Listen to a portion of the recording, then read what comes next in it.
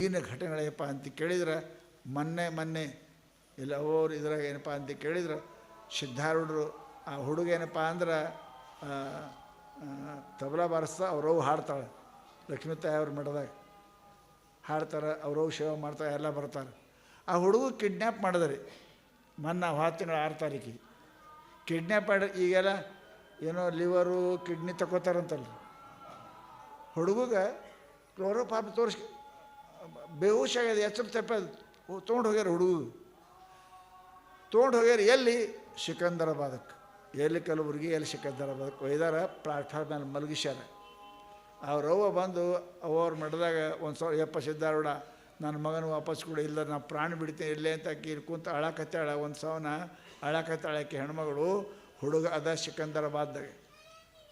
ಗಾಡಿ ಬರೋದು ರೈಲ್ವೆ ಬಂದ್ರೆ ಹಾಕ್ಕೊಂಡು ಹೋಗೋರು. ಎಲ್ಲಿಗೆ ಹೋಗ್ತಿದ್ರು ಯಾರಿಗೆ ಕುರಿತು. ರೈಲ್ವೆ ಬರೋದು ಇನ್ನೊಂದು 10-15 ನಿಮಿಷದ ಹುಡುಗ ಒಯ್ಬೇಕಂತಾರೆ. ಬೇಗ ಕೂತದ.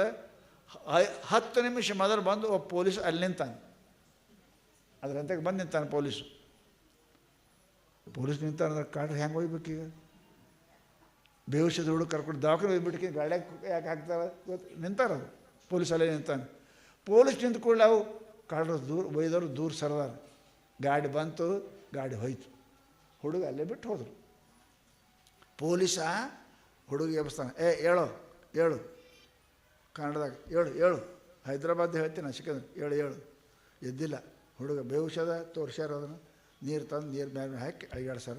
ಯಾಕೋ ಇಲ್ಲಾಕೆ ಮಕ್ಕೊಂಡಿದ್ದಿ, ಇಲ್ಲಾಕೆ ಬಂದಿದ್ದಿ? ನಂಗೆ ಗೊತ್ತಿಲ್ಲ ಅಂದನು. ಯಾರು ನೀ? ಕಲಬುರ್ಗಿ.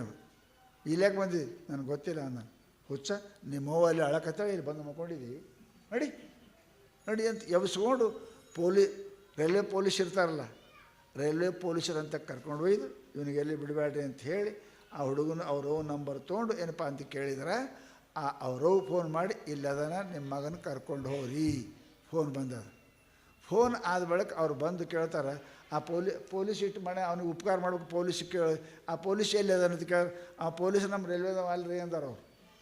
ಮತ್ತು ಅವ್ರು ಯಾವ ನಮ್ಗೆ ಗೊತ್ತಿಲ್ಲ ತಂದಾಕ ಪಾಠ ಹೋದವ ರೈಲ್ವೆ ಪೊಲೀಸರೇ ಅಲ್ಲ.